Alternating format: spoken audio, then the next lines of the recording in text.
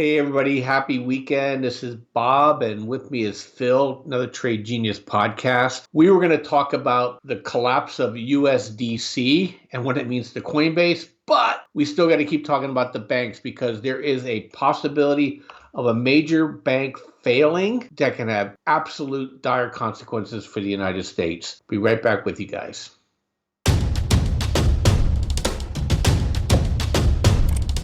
Trade Genius. Hey guys, really briefly before we jump into this video, appreciate all the likes and subscribes, and if you can ring that notification button, that really helps us out. In addition to that, if you guys don't mind, head over to tradegenius.co, check out our specials we have over there. We're running our February specials. There's a number of different specials with different packages for all different experience types. If you're more into education, we have a package for that. If you just like to get into the room, primarily, we have a package for that as well, where you can see where we're calling out trades and things like that live, and also posting signals into our Discord signal rooms. So check it out, tradegenius.co. Appreciate you doing that. Okay, Phil, maybe next week we'll talk a little bit about what's going on with Coinbase with the USDC, but I think more pressing matters is that we're learning a lot more about why Silicon Valley Bank failed. I think we had a pretty good review yesterday, but I think it's helpful for people to see like who's next here, because it's kind of scary who's in a similar situation than they are, and we're going to look at this from a number of different ways. So you put up a really good chart on I think it's on the equity side. You want to share that with everybody? Yeah, I do. And just really briefly, since it is the weekend and I think there's a little rumor about what's going on with USDC, I'll just say this. It has depegged and it is tied to Silicon Valley Bank because they had a huge chunk of their treasury over there. So we don't know exactly. We don't know what we don't know. We'll know more Monday and we'll do a video about it. But for right now, it is risky because we don't know if they do run on USDC, there could be more collateral effects. And so the whole space, crypto in its entirety is very risky right now over the weekend because you just don't know who's going to panic and flush the whole thing out. So we'll have more clarity on Monday. That being said, let's go over to that chart. So this is the unrealized loss to total equity percentage. Now, Silverbank, obviously, they went under for a reason, negative 100%. Next in line, and this is the problem, Bob and I have been digging into exactly what went wrong. This was totally preventable, by the way, but this is just a matter of people being too lackadaisical with other people's money at the end of the day and not having proper risk management, which inevitably comes around in the banking industry. It's just a matter of how soon between cycles, right? So Bank of America is next. And the reason why we say that is because they're in the same predicament as far as holding these things that are coming to maturity. And Bob's going to talk on that in more detail. But I thought that this graph was very graphic in that you can see where Bank of America is at negative 40% in unrealized loss to total equity percentage. That's wholly unacceptable, okay? Then you got State Street Bank, Wells Fargo, USB, Northern Trust, and then it starts to taper off to more manageable levels, especially when you get into like the bigger banks, the core banks like Chase, JP Morgan, stuff like that. But Bank of America is supposed to be one of the core pillars of the banking system. And the fact that they're holding this ratio at such a negative is very, very concerning. And if something happens to Bank of America, we will have another COVID thing. We'll have another 08 episode. And it's really dangerous right now. I mean, I can't overstate that enough. It's really dangerous right now. So, like Bob said in yesterday's video, he wasn't kidding about, hey, look at your situation, getting cash out of the bank or if you're in this institution, another institution. I don't want to be a panic guy and say, make a run on Bank of America, but this isn't our fault. This is their fault. And you have to prepare and protect yourself. So I just thought this chart was very stark in considering that what got Silicon Valley Bank into trouble is exactly what Bank of America has problems with here. Not to that extent that they're at, but you know how these things go and things can get systemic and get out of control real fast. So Bob, that was the one chart I wanted to share with the folks today. Yeah, and then when I was doing my research, is that I wanted to know who else had this same problem as Silicon Valley Bank because they had what's called an interest rate mismatch because Right. They basically bought things. I mean, look, these are supposed to be the smartest people in the world. Makes me want to pull my hair out. Yep. They tell you can't do certain investments because you're not sophisticated. These guys have access to everything and everyone, and they make rookie mistakes. So I have to say, are they incompetent or are they notorious? Because I think they were just simply greedy. And this is probably a good time to say, you were always saying it too, because we always joke about Kashkari, the Fed governor from Minneapolis, but he basically said people are just like not believing us. Right. We're going through this. And look, this is what Phil said is absolutely right. This was totally. The minute they raised rates, that risk manager said, I'm dumping my MBS portfolio immediately, and I'm going to put all my money with the U.S. government short-term money. And that bank would have been golden. Yeah. That's it. How Yep. hard is that? We do it Not here hard. trading. We do it every day trading. We're moving our money into T-bills, and these idiots moved them into the most illiquid, money-losing investment that you can. At the same time, their banks are in big trouble. Right. But so having said all that, I want to show this next chart. These are the next banks that have what's called mismatch on the maturities, that have to either refinance these things. It's like trying to refinance your home right now. If you have a cliff on a note and you got to refinance. And we're going to talk about that too. There's a lot of public companies that have notes at really low rates that are going to have to refinance. Well, these are the banks that have notes that are maturing that they have to actually refinance them at a higher rate, okay? Or they have to sell them if they need the cash at a loss. And look who's up there too. Bank of America, Phil.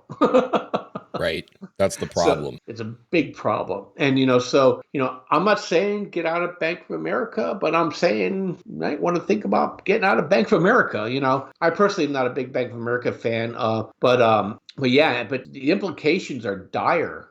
Because Silicon Valley Bank, here's something that was amazing to me. I don't think it's going to be this bad, because I know people all weekend long are figuring out how to liquefy that bank one way, shape, or form. But 66,000 startup companies, Phil. I didn't even realize there's 131,000 startups in the United States. SVB has 50% of it.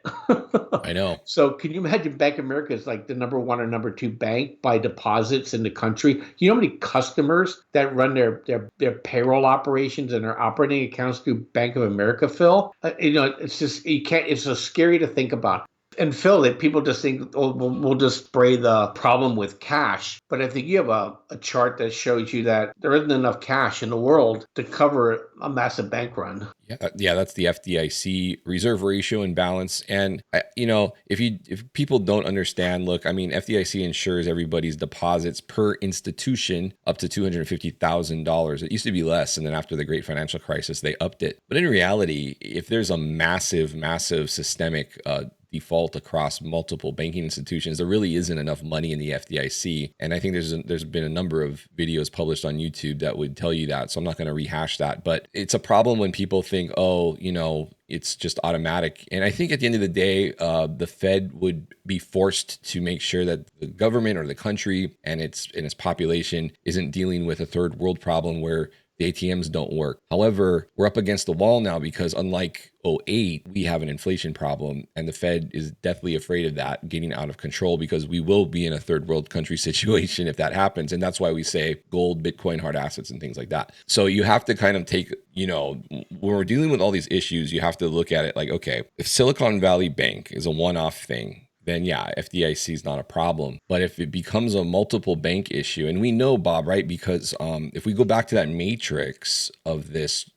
these guys that are having these maturity problems, right? So these maturities are coming home to roost, and they're unable to meet what's happening with their balance sheet. Basically is becoming upside down. The easiest way to explain this. We know, right, Bob, that Yellen is dealing with regional banks. How much you want to bet some of these regional banks here in the top 10 are probably what the FDIC is hovering over right now over this weekend, because they're in the same situation as SVB was. So that goes back to, okay, well then, does the FDIC have enough to cover SVB and maybe say 3 or 4 of these regional banks in the same boat? I don't know. I don't know the answer to that. I can tell you according to this chart, they probably don't. So if you're in those institutions, you really want to look at your position. And again, we don't want to say bank run, but you have to protect yourself. So does it make sense to be in those institutions on that list? Or do you just get out and go somewhere, like put your money in another, maybe a local credit union or something like that? Food for thought anyway. So yeah, and that brings us to our next slide, because it speaks to the cash.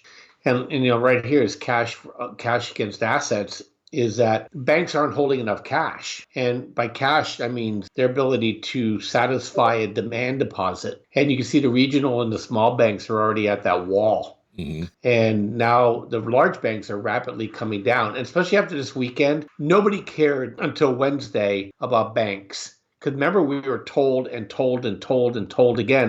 the banks are healthy. They're in great shape. They didn't make the risky bets. But nobody told us about, well, they actually made risky investment bets. And this goes back to our point, Phil. What is a bank, right? Why are the banks even involved in this stuff? You should keep all your money in cash or in T-bills to satisfy demand deposit. And the Federal Reserve was designed to match the maturity imbalances if people wanted their money and you had a loan out. That was the whole purpose of the Federal Reserve. Now the banks always do this. They always push the Fed to the wall in terms of risky bets. And we don't have enough money. You're talking, if we had to satisfy a complete meltdown of the banking system, the mint would have to produce $100 trillion in cash, Phil. Can you imagine what that means to inflation? Because the debts are still out there, Yeah. right? Yep. So it's a mess. So I was thinking maybe you and I had an interesting conversation prior to us pressing the record button. And I thought, well, maybe we'll end this video on a little bit of theory. So the Fed, you brought up a good point. The regulators knew this was a problem for about 4 months. The Fed hasn't really been flinching, right? So they know they have there's a little bit of a banking crisis developing. And, there was some commentary about how this bank was tied to tech, tied to crypto. They've been trying to choke off crypto. So, my tinfoil theory after we talked was that, well, maybe this is just the sacrificial lamb, because this is going to create layoffs that Powell is looking for, and it's going to help him.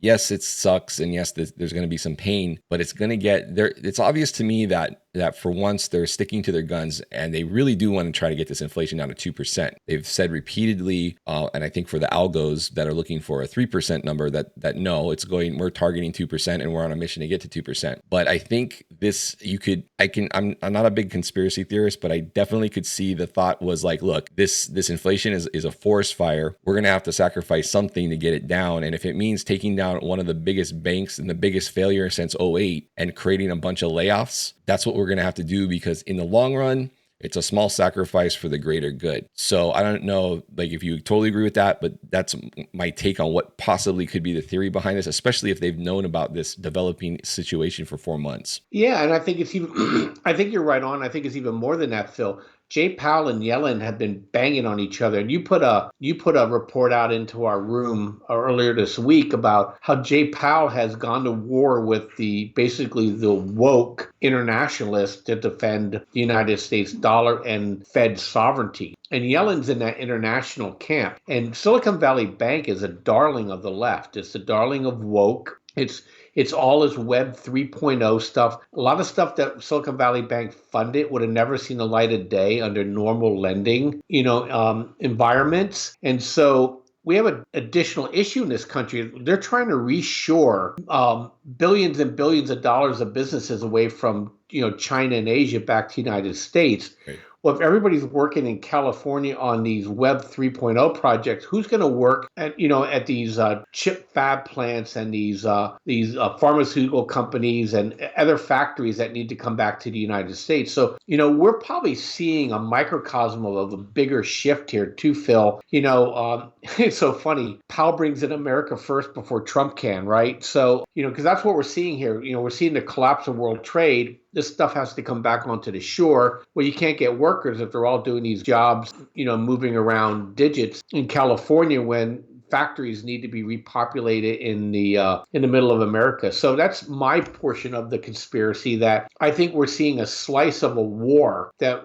that just kind of blistered open here. I agree with you on he's going to kill inflation. I think they're trying to, kill the international trade. They're trying to protect the dollar, and all this is all bubbling up, because I guarantee you, Gavin Newsom and Yellen and Biden, all those guys now are figuring out how do we protect our buddies here in Silicon Valley. But I think it's already dead. These companies will never get funded again. These type of companies won't get funded again. The wild animal spirits now have been dampened, and maybe we're going to see a shift towards those hard asset, hard commodities, reindustrializing America again. It's interesting theory. But yeah, the key to us is if Powell stays 50 basis points next week, then that he's in it for the kill. Yeah. If he flinches here, guys, get ready to buy Bitcoin and gold and silver and energy names, because they're going to let the inflation genie just run wild. So this is probably the most important Fed meeting that we're going to be confronted with. And we'll talk more about that. And by the way, when that Fed meeting comes up, Phil and I will do it live. Phil loves to do the narration of it. Yep. And so you guys can hear it right from the horse's mouth, and we'll be doing it live. So stay tuned. Yeah, you bring up a good point, because he's now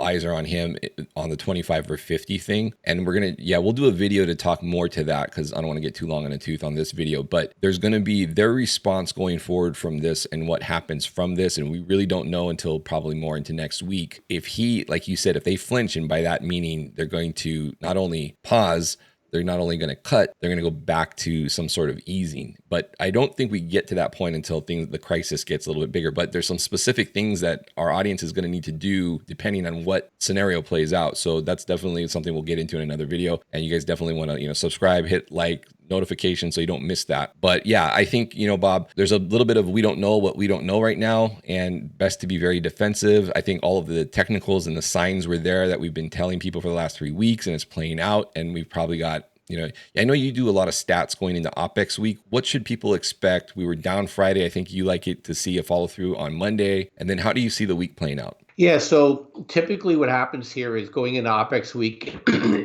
lately it's been mostly Friday up, Monday up, Tuesday up, and then Wednesday, Thursday down. So I'm thinking that we'll have a bit of a flip of the model here. Friday down, so Monday down, carry into Tuesday, and then Wednesday, Thursday up, Friday flat. And the only fly I have in the ointment is depending on the the messaging that comes out Monday night after this Fed meeting, if anything. That might be then Monday down, Tuesday up, kind of a relief bounce, Phil. But we have a lot of imbalances going into the 17th. When you're looking at dealer positioning here, that should constantly be forcing everything down into Friday. So that's kind of my view at the moment. Look, one thing that we learned, and we're going to cut it off here too, because Phil and I could talk about this for hours, is that it's the weekend. Is that we can't get exuberant. I already took some shorts off the table on Friday because we're going to start getting hit with baseball bats from these surprise announcements and rumors as they'll start trying to move this market around to catch you goofy-footed. So it's going to be a tough market. But I'm with you, Phil. We have 200 points to go to get back to fair value, maybe 300 if they push it down below, and then we'll probably look for a spring bounce. But that's kind of how I'm seeing the week right now. I'm defensive going into next week, and God help us if another bank bubbles up here after they think they've got this whack-a-mole done. Yep, I agree. Yeah, and tomorrow's update on the newsletter for those of you that are subscribing, important because we're getting into some important levels on our technicals there that you guys are going to want to read about. So check that out Sunday evening. If you guys haven't subscribed to that, go ahead and check out the links, and also check out our specials on the website, tradegenius.co, and you can sign up there as well. And we can see you in the room and talk more about this on a day-to-day basis. So anyways, guys, thanks for watching. Please hit like and subscribe, smash that notification, and set it to notify for all if you could. That'd be very helpful. Bob, thanks a lot for bringing this up and covering these data points, and we'll see you guys on Monday.